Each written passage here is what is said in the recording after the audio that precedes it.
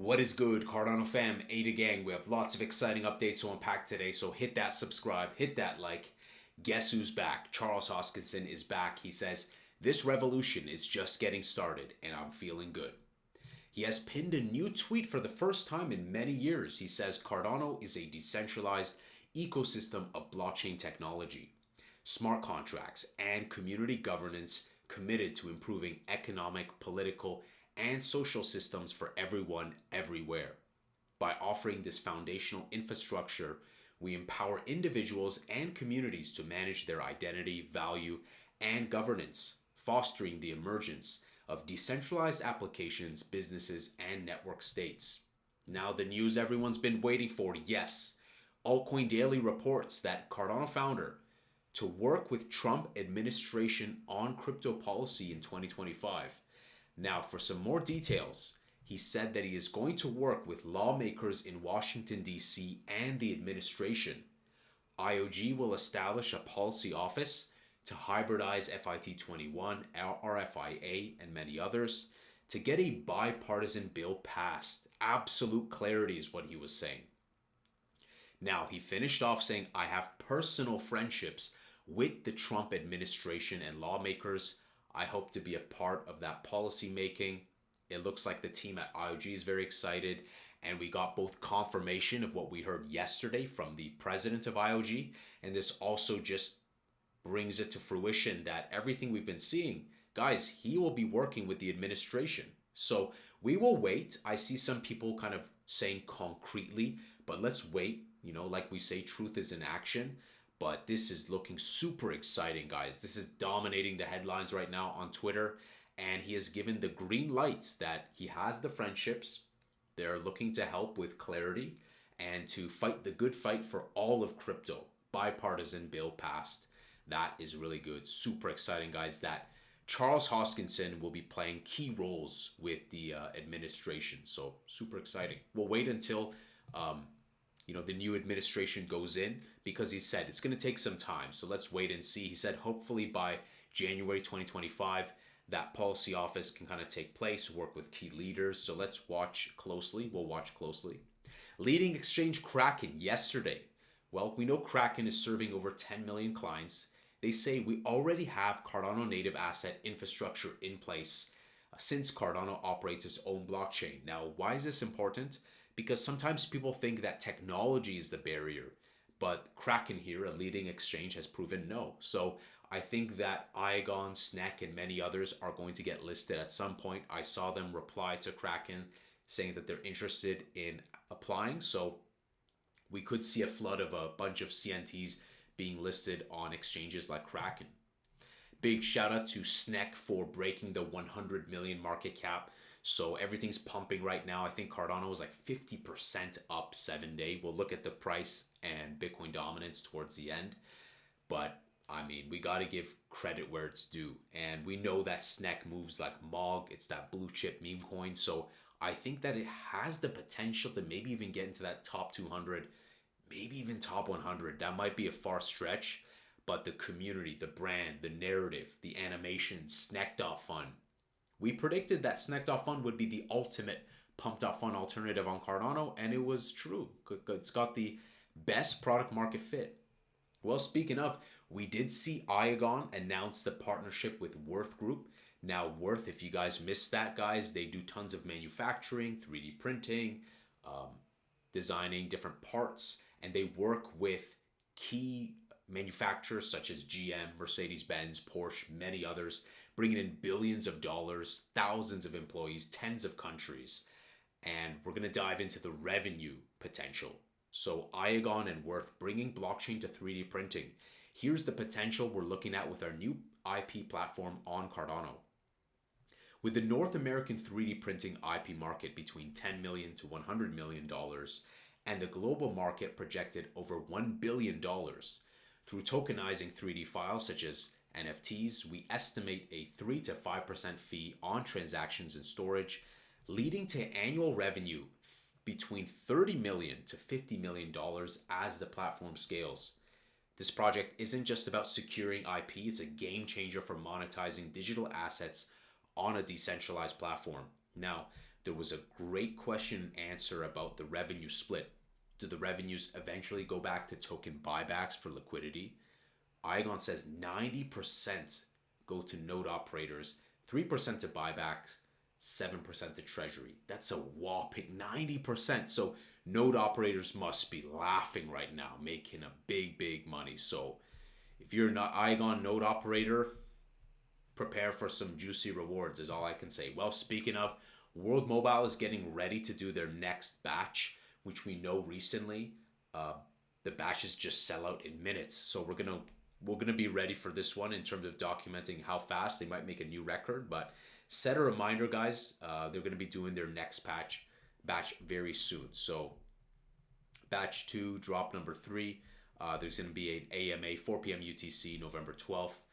If that interests you, again, everything is linked below in the video description.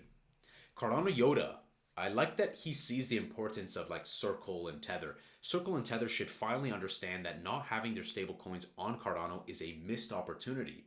Once Cardano is home to Bitcoin holders, it might be a good time to reopen the debate on USDC and USDT deployment, excuse me.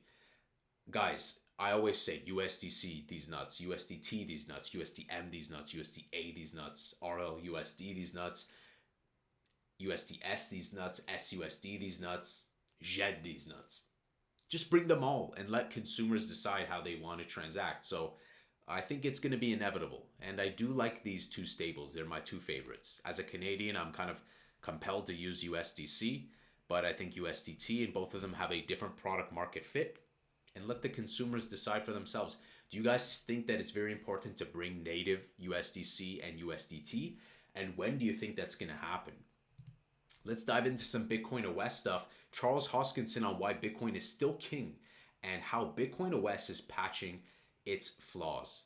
He says, because of things like BitcoinOS, it now means that Bitcoin can stay the way it is and still enjoy all of the magic that our industry has constructed. And we're going to dive into a great website. I think it needs some updating for BitcoinOS, so take it with a grain of salt. This is bitcoinlayers.org. And yesterday I talked about how sometimes people just make blind assumptions about different networks. So here we're looking at Stacks, and reads here that Stacks is a sidechain that aims to be programmability layer for Bitcoin. It uses a novel execution environment, Clarity. Stack uses a hybrid proof of stake mechanism and derives economic security from its native token, STX. So it's like a sidechain. Now, it has tons of great stuff, but it's different from BitcoinOS. Here it reads, BitcoinOS is building a network of roll-up style blockchains on top of BitSnark and Grail, mechanisms to verify validity proofs and construct a two-way peg with Bitcoin. Associated layers, Merlin, Cardano, and many more in the future. So it's kind of a different product market fit. There are some overlaps. Yes, both of them do some zero knowledge stuff.